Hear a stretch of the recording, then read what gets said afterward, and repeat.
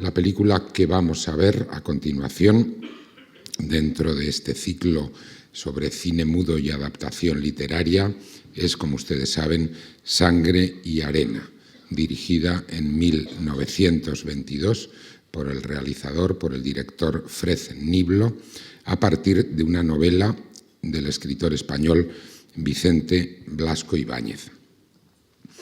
Vicente Blasco Ibáñez es un caso verdaderamente extraordinario y singular en las letras españolas y, de algún modo, en las letras internacionales, en la novelística internacional del siglo XX, porque es uno de los primeros autores, por supuesto españoles, pero también en el campo universal, que adquiere en el comienzo, en el primer tercio del siglo XX, en la primera mitad del primer tercio del siglo XX, un éxito mundial. Se convierte en un ídolo de masas, en una persona que podríamos llamar, en un autor literario que hoy identificaríamos, quiero decir, como esos grandes autores de bestseller, solo que cuando entonces todavía no se daban las condiciones máximas industriales, de comunicación, mediáticas, para la existencia de ese término bestseller. Vicente Blasco Ibáñez, valenciano, nacido en 1867, hombre de un talante muy inquieto, combinó la literatura con la política. Era un hombre de ideas republicanas, antimonárquico durante la monarquía de Alfonso XIII, en su época, digamos, de madurez. Escritor, por un lado, muy vinculado a sus raíces valencianas, a los temas propios de su tierra, pero a la vez con una mirada más por encima hacia historias de carácter más general. Ya digo que alcanzó una fama universal, traducido a múltiples idiomas. Solo de su novela Los cuatro jinetes del Apocalipsis, que quizá ustedes conozcan o hayan oído hablar, se vendieron más de 10 millones de ejemplares en los Estados Unidos. Verdaderamente, para un escritor español e incluso europeo, cabría decir, de aquella época, fueron cifras, récord, fama, presencia inaudita.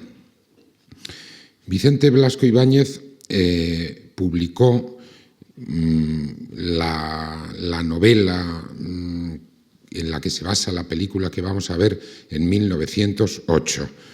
Pero, en realidad, la novela que le dio esta repercusión mundial fue una novela posterior que he mencionado, que fue Los cuatro jinetes del Apocalipsis. Es ahí cuando Hollywood se interesa por sus novelas y a partir de ahí se produce la multiplicación, digamos, entre su fama de novelista, que le llevaba a ser recibido en sus giras, porque Vicente Blasco Ibáñez era un hombre de temperamento y de actitud viajera y viajó por todo el mundo. Tiene un libro precioso sobre una vuelta al mundo que dio. Era recibido, estas cosas que hoy parecen inauditas, por masas de admiradores, fuera en Buenos Aires, fuera en otras capitales del mundo. A partir, como digo, de Los cuatro jinetes del Apocalipsis, que Hollywood adaptó con Rodolfo Valentino como protagonista unos años antes que Sangre y arena, se produjo esta eclosión de su fama y de sus novelas, que le llevó posteriormente a ser adaptado más veces por Hollywood. Los cuatro jinetes del Apocalipsis se volvió a adaptar muchos años después con la dirección de Vincent Minnelli. La película no funcionó bien pues porque no, era una historia, en fin, compleja, muy abigarrada, muy llena de personajes, y quizá Minelli, un gran maestro del cine, en aquella ocasión no tuvo la medida, que es la clave de todo arte, y esa adaptación, ya digo, posterior, la segunda de su novela, no funcionó, pero a partir de la primera se hicieron muchas, fueron protagonizadas por actrices como en la cúspide de la fama, como Greta Garbo. Las novelas de Blasco Ibáñez también se hicieron posteriormente en España alguna, en México. Es nuestro primer autor, más allá de los literarios, de los estrictamente literarios, digamos, con las condiciones un poco especiales, nuestro primer autor universal del siglo XX. Solo quiero apuntar que quizá hoy, pues Blasco Ibáñez es un autor bastante, no tengo elementos ciertos para decirlo, olvidado, no es un autor, tengo yo esa impresión, leído por los lectores españoles. Queda como un poco anacrónico, queda de otra época, no sé cómo es la cosa, pero no es un autor del que hoy se oiga hablar como leído o releído. Efectivamente, como quizá ustedes recordarán, hace unos años pues fue adaptado repetidamente a la televisión, sí, en series que quizá hayan visto, como Cañas y Barro, como Entre Naranjos. En Valencia, en la Comunidad Valenciana, dado que él era natural de allí, pues se le sigue prestando atención. Ha habido una nueva adaptación hace poco de otra de sus novelas, pero en el conjunto de España, diría yo, no. Si ustedes estuvieran de acuerdo, no es un autor que esté presente en las lecturas de la gente, pese a que queda ahí en la memoria o en el saber que todos compartimos como alguien que tuvo mucha fama y mucho prestigio. Su novela, Sangre y arena, fue publicada en 1908. Es una novela, ya en 1908, Blasco Ibáñez era un autor de 40 y tantos años, por tanto estaba en una primera o madurez o en su madurez. Pero ya digo que hubo que esperar un tiempo después, hasta Los Cuatro Jinetes del Apocalipsis, para su éxito mundial. Pero Sangre y arena en 1908 fue una novela ya de éxito. El argumento parece que está inspirado en la historia de un torero llamado El Espartero, que murió en la plaza, en Madrid, en una plaza de toros, por una cornada de toro en 1894. Vicente Blasco Ibáñez cogió algo de la historia del tal Espartero y la aplicó o la recreó y la transformó en la historia del protagonista de esta novela, que es el torero Juan Gallardo. Lo que llama la atención o puede llamar la atención de la novela, y quizá les va a llamar a ustedes la atención cuando vean la película, es que no sé qué idea tienen de Sangre y arena, pero Sangre y arena es una novela sobre el mundo taurino y una película, pero es una novela antitaurina. Resulta que Blasco Ibáñez no era partidaria de la fiesta de los toros. Y en la peripecia de este torero, que él llama Juan Gallardo, pues entrarán una serie de elementos negativos respecto al mundo de los toros. Este Juan Gallardo, que es un héroe, que se convierte en un héroe nacional, como torero aclamado, pues a la vez en la novela ya, o sea, esto no es una visión del director norteamericano de Hollywood, en la novela ya hay aspectos críticos, muy críticos, respecto a la figura del torero, a la posibilidad de que se vea envuelto en una vida de dinero, de fama, que le haga desatender lo más cercano. Eso por un lado. Y por otro lado, sencilla y directamente, Blasco Ibáñez consideraba a los toros una barbarie. Hay una frase en la película que por señalarla no pasa nada, porque no es más que una frase que no tiene que ver con la intriga o con el argumento, que dice que la fiera no es el toro, que la fiera es el público. Esa frase de la película, que sepan ustedes que también está en la novela. No es una interpretación o un añadido del director, sino que ya está en la novela. Por lo demás, la literatura de Blasco Ibáñez combinaba, y Sangre y Arena también, como verán, historias de personajes, confrontaciones, peripecias muy rentables para el lector, que le mantenían en vilo, historias de pasiones, de enredos, sobre todo de enredos sentimentales, pero a la vez Blasco Ibáñez era un escritor pues detallista, que se empleaba muy a fondo en las descripciones de paisajes, de lugares, de escenarios, y también se empleaba muy a fondo, con mucho detalle, con mucha minucia, en las descripciones de los caracteres de los personajes, de su mundo interior, de lo que pensaban, de sus motivaciones, de lo que les movía a actuar.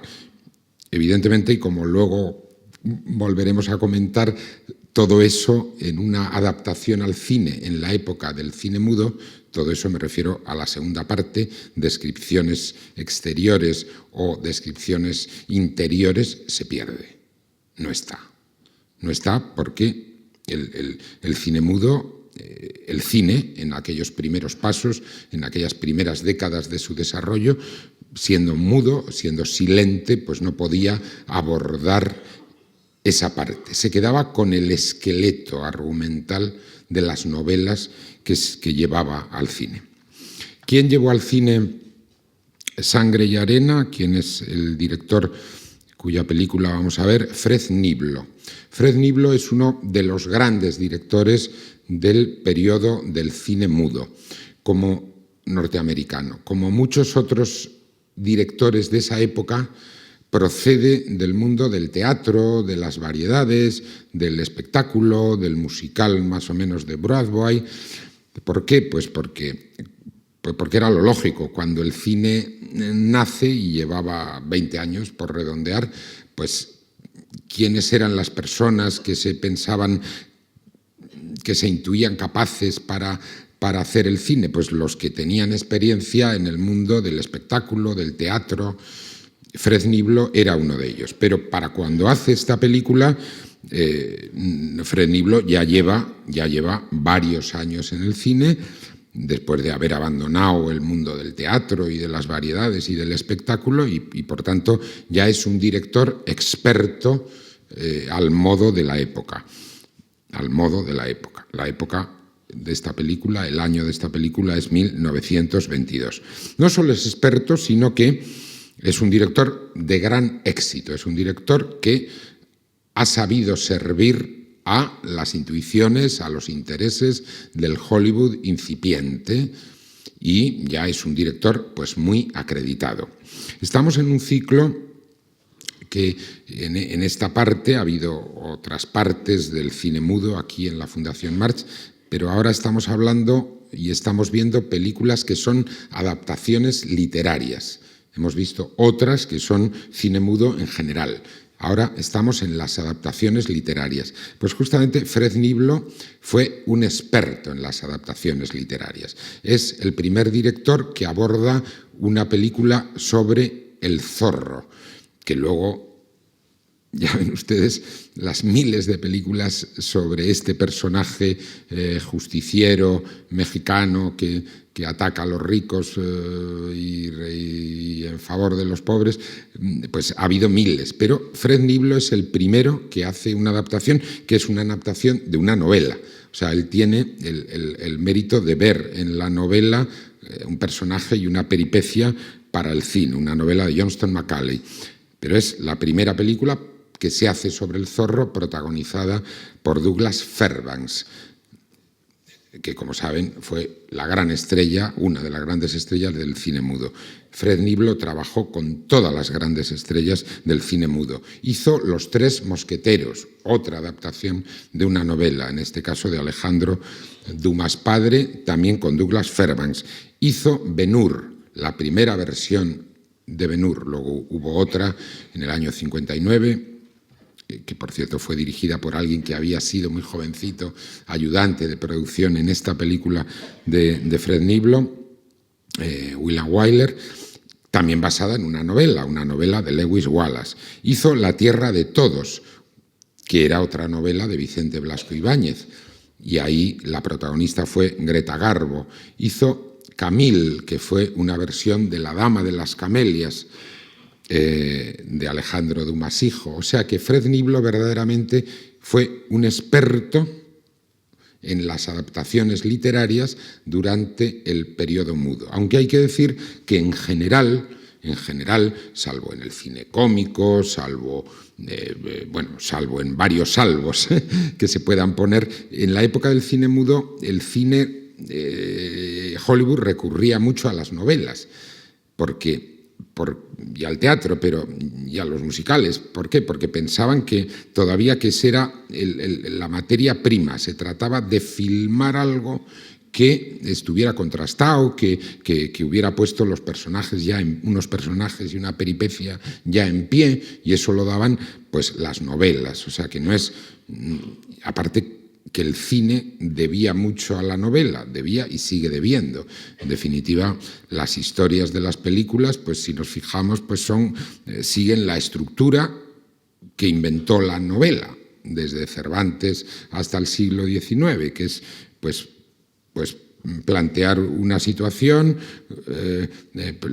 luego le sigue un conflicto y luego hay un desenlace. Este esquema, iba a decir fatal, pero no en el sentido negativo, sino casi inevitable, que es el de la novela, es el que ha ido siguiendo el cine. Y aunque ha habido muchos experimentos y evidentemente hay muchas películas que intentan salirse de este esquema, las más generales, las que siguen interesando al público, son deudoras de la novela, o si se quiere del teatro, que tiene 3 actos normalmente, o que tenía clásicamente 3 actos y que también era planteamiento, nudo, desenlace.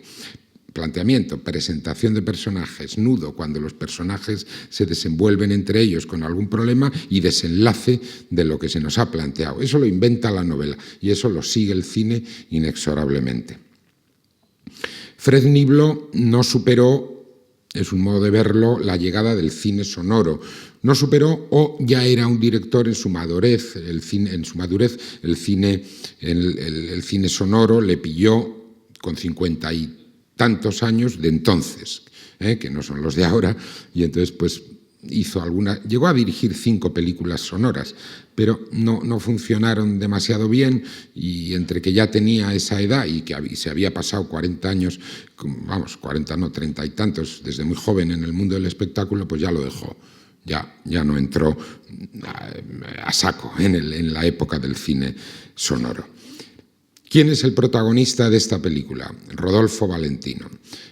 Ahora no sé qué nos dirá, pero en su momento, en 1922, las masas fueron a ver Sangre y Arena porque el protagonista era Rodolfo Valentino.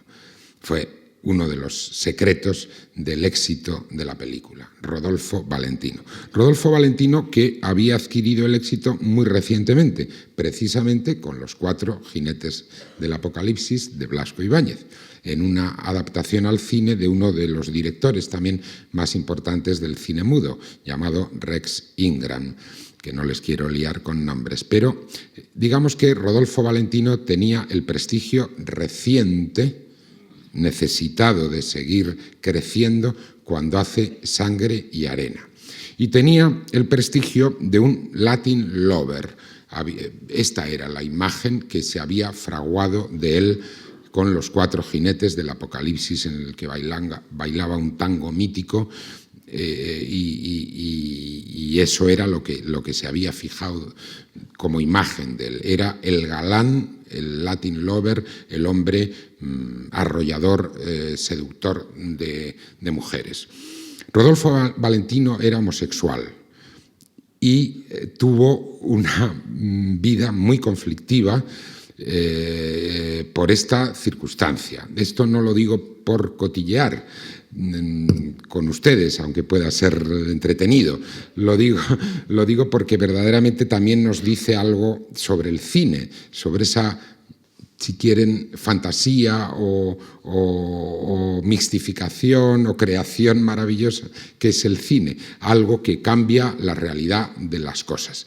El gran galán de los años 20 pues era un chico semianalfabeto, nacido en Italia, que no había dado pie con bola en un pueblo italiano, que no había manera de que trabajara en nada, que llevaba a maltraer a su madre y a su familia, que se metía en líos y que lo mandaron a Estados Unidos pues para ver, pues no sé, pues para ver si hacía carrera de algo o si lo alejaban de la conflictividad que tenía en su familia y en su país, porque no hacía carrera.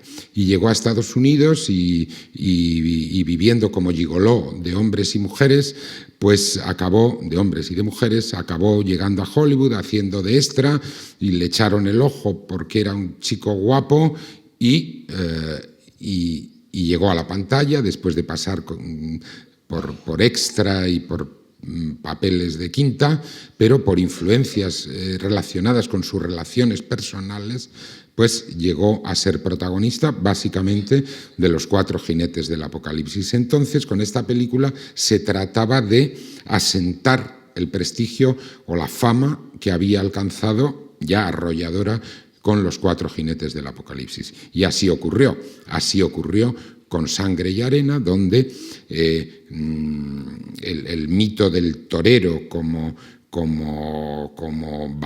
hombre de riesgo, como hombre valiente que se enfrenta al peligro, al animal, a la muerte, más la condición de seductor que se le adjudica en esta historia, pues hizo acrecentar el mito de Rodolfo Valentino. Esta es una película clave para la corta, por lo demás, carrera de Rodolfo Valentino, porque Rodolfo Valentino fatalmente, pues muy poco tiempo después de esta película, 4 o 5 años después, cuando habiendo hecho una película que se llamaba El Caid, luego otra El Hijo del Caid y alguna más, pues, pero con una carrera muy corta, pues cuando tenía 31 años, ya digo, 4, 5, 6, ahora no recuerdo, años después de esto, pues tuvo una crisis de salud, una especie de úlcera que se le perforó el estómago, no le pudieron resolver el problema y murió con 31 años de una peritonitis,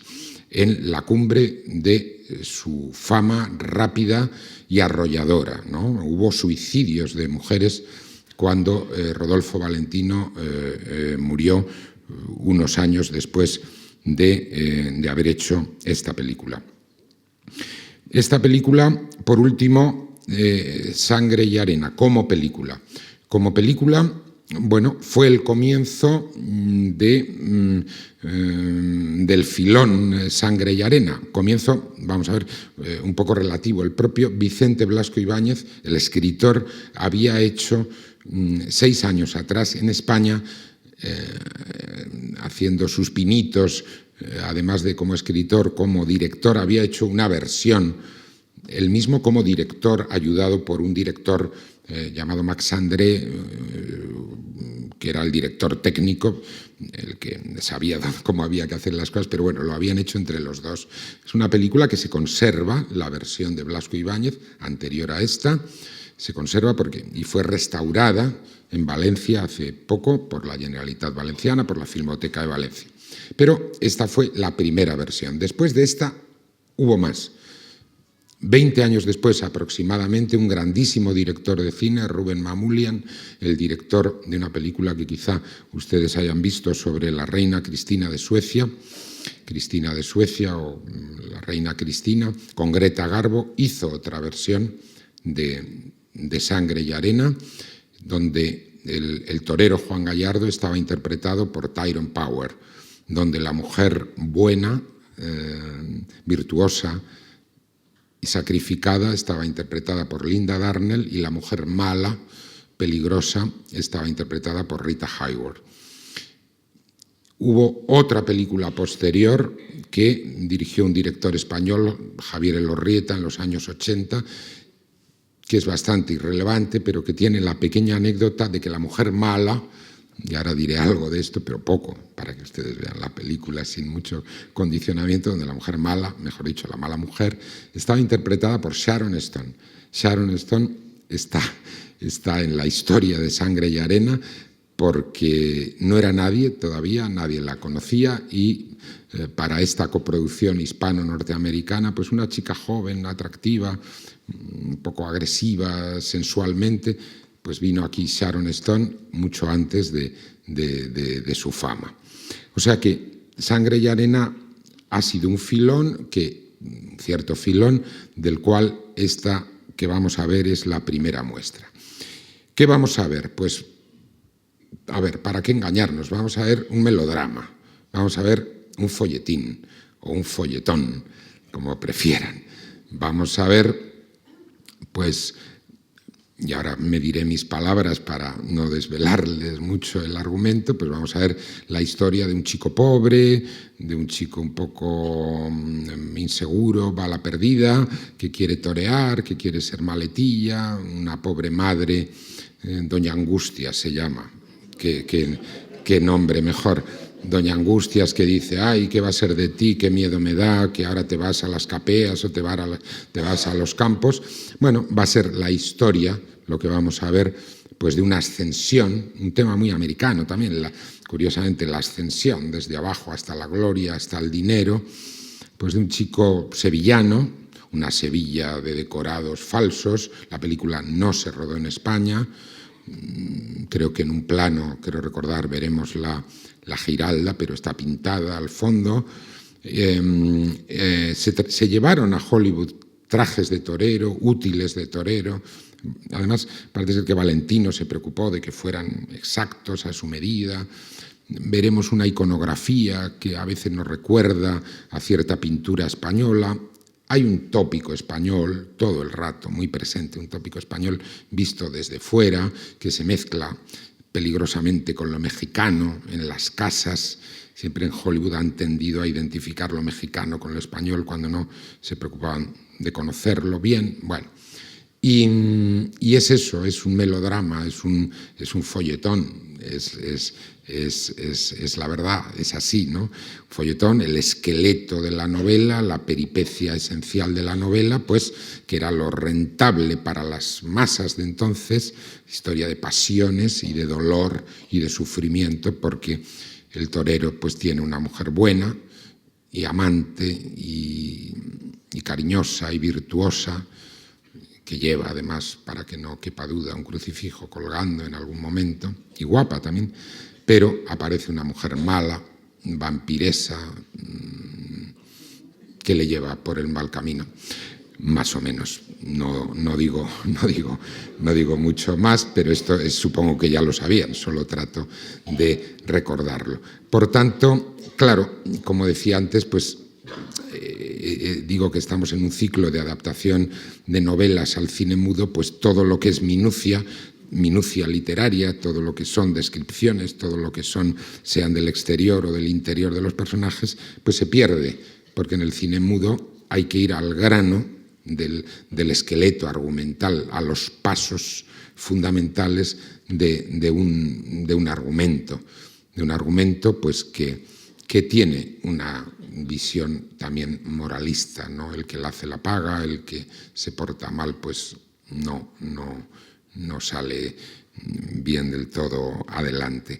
Esta gente, Fred Niblo, Rex Ingram, tenían mucho mérito, estaban inventando el cine. No se sabía lo que era el cine. Ellos, durante estos años, los primeros 20 años del cine, pues lo inventaban, ¿no? Superaron un poco la concepción meramente teatral de poner la cámara quieta, como si fuera ante la embocadura de un teatro.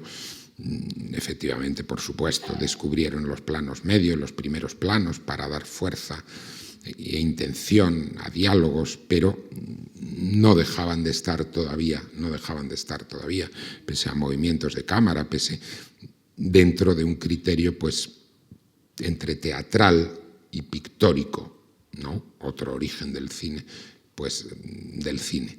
Luego el montaje, el sonido, otra serie de cualidades, pues, de propiedades hicieron que el cine fuera evolucionando. Y esta es la película pues, que vamos a ver, Sangre y arena, dirigida por Fred Niblo en 1922, interpretada por Rodolfo Valentino, según la novela de Vicente Blasco Ibáñez, y también con dos nombres que son las dos mujeres de la historia, Lila Lee y Nita Naldi, sobre los que no he querido decir nada para no agobiarles con nombres que olvidarán, pero que tanto la esposa como la amante del torero pues eran en ese momento actrices reconocidas y de éxito, que lo sepan, en esos años del cine mudo. Bueno, pues que disfruten de la película. Muchas gracias.